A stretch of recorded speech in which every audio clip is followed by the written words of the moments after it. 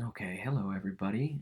Sorry I haven't made a recording and gotten these posted as quick as I wanted. I've been a little sick.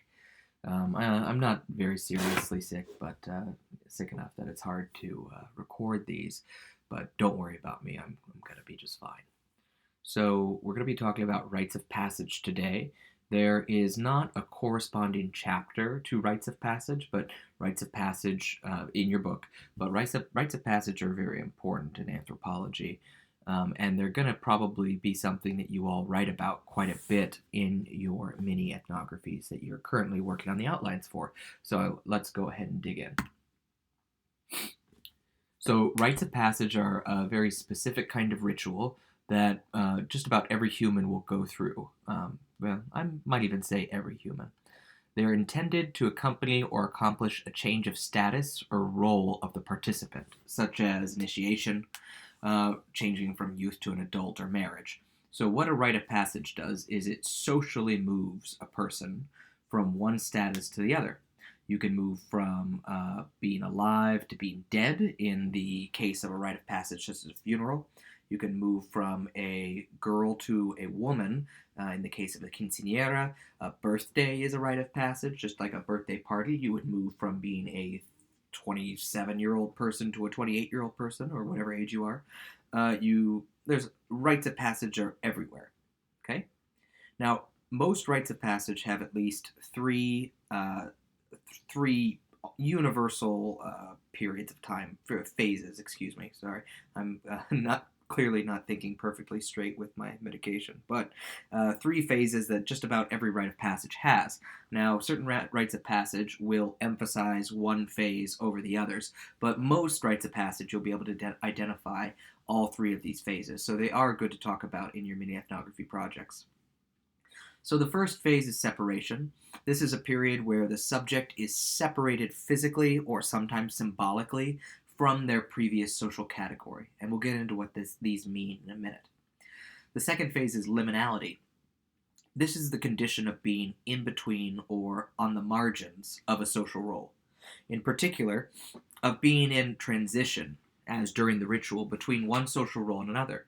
So it's a time of danger. It's where you've been separated from your old social category. Let's say in the case of a quinceanera, you've been separated from the social category of girl, but you haven't fully gone through the entire rite of passage yet. You haven't completed the ritual.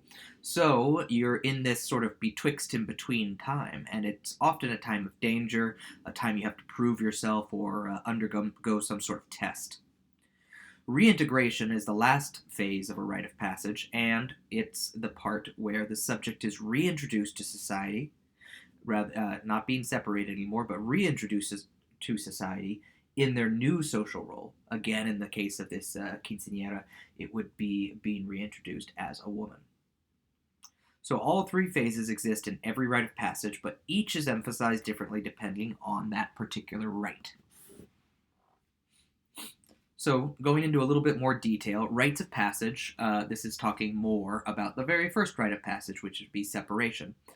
I've got some examples up here. One of them in the photos is an Irish funeral, Irish wake, where the body is displayed and it sort of hangs around in public, in the home or just in the area for which that person lived for about a week, as people slowly come to terms with the, the, the, the passing of this person.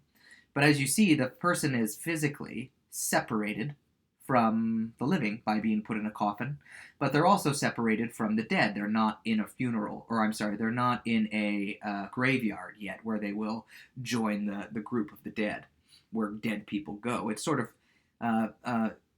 separated. The other example I have down at the bottom right is going to be boot camp, right? Becoming a military officer, joining the army, you have to go through a sort of rite of passage. People often talk about boot camp as a rite of passage. So the very first thing they do is they separate you from society. You are separated and go to a place with all other people who are going through the same rite. You are symbolically separated too by you don't use your normal outfit clothes. You're given only military clothes. Typically, your hair is cut, and all these other ways that you're separated from regular society. and your previous social category. Oftentimes, these separation rites of passage, those separation phases of rites of passage, have a element of forced isolation.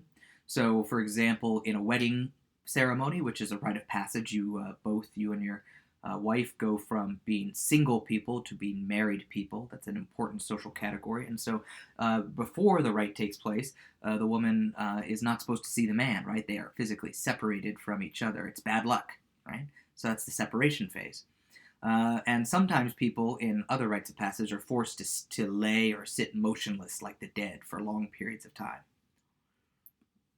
And people are sometimes symbolically stripped of their old role, so removal of symbolic capital associated with their old role. Yeah, and you could probably think of some examples for these.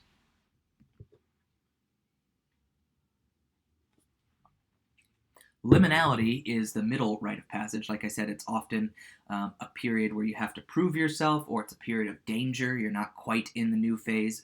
You're not quite in the new social category, and you're definitely not in your old social category. It's often emphasized during initiation rituals. So at the top we have some sort of a fraternity doing some rite of passage. Oftentimes fraternity rites of passage are physically dangerous, and they have to undergo some sort of trial to prove that they are good enough for the new social category. They used to be just students, but then they're going to move on to this new social category of what would you call it, a fraternity member. And so they have to prove that they are good enough to be a fraternity member, and they go through these trials. And the bottom right picture is from Namibia, if I remember correctly. I could be wrong. And it's a man or a boy transitioning into manhood. So he's doing this rite of passage where he has to test his manhood, and he has to run across this group of cows to show how strong and fast and physically able he is. So liminal phase is when things are not as they are in the ordinary world. Roles may be reversed. Sometimes in the liminal phase, men act like women. The elderly act as if they were young. This is a very common trait in liminal periods. So again, if you look at the top picture, the men who are sort of undergoing this hyper-masculine, joining an all-male fraternity are being treated like babies, which is the opposite of the new category that they're going to, right? And in the bottom photo, the man is naked. Typically, they don't walk around naked. They're doing something in the absolute opposite of how they do things. Participants occupies this liminal, ambiguous, marginal space that exists between social categories. Temporarily exits outside of society, where there is great danger and fear. So not only are you outside of the normal role, you're not exactly a boy, you're not exactly a man, you're not exactly a student, and you're not exactly a fraternity member. You're also outside of society because you have no status for this one thing. When you're going through a wedding ritual, for example, you're saying your vows, you have to say I do, you have to take this pledge in front of everybody, you have to ask if anybody has any reason that these two should not be married, let them come up. So it's a dangerous time, right? During this time, you're outside of normal social categories, so people don't necessarily know exactly how to treat you. Do I treat you like a man? Do I treat you like a boy? It's complicated. So that's there we go. I have some information about that previous picture of the Irish wake. The corpse is observed for 3 days, so that's also a sort of liminal period. The corpse isn't quite dead, not quite alive. And then the final rite of passage is reintegration. Participant is reintegrated into society with their new role or social status. So this would be something like a college degree during a graduation ceremony. You're physically separated from everybody in that you're symbolically separated, where you have to wear the cap and gown, so you look totally different than all the other people. And you might sit in a very different section during the ceremony than other people. You go through the liminal phase, which isn't very emphasized in a graduation ceremony, where you walk up on stage and you shake hands and get your picture taken, and then you reintegrate, and that's when you walk back into the crowd and you take off your cap and gown, or maybe you leave it on for photos, and you reintegrate into the world. But now you move that little tassel on your hat to the other side, indicating to everybody your new social status, which is that of a degree holder. And we also have a picture here at the top right of somebody being reintegrated into their new social status, which is having transitioned from being alive to being dead. So I have a YouTube video here that I'd like you to watch. It's called Inside an Apache Rite of Passage. And we're going to have a assignment that is to identify in this rite of passage. It's not a very long film. I think it's only about 15 minutes. I've also uploaded it to D2L. But I want you to watch the film and see if you can identify, see if you can identify which phases are where. What is the person doing when they are transitioning from the separation phase, the liminal phase, the reintegration phase? Can you identify those phases? Okay? And we're obviously not going to do the discussion. All right, thank you.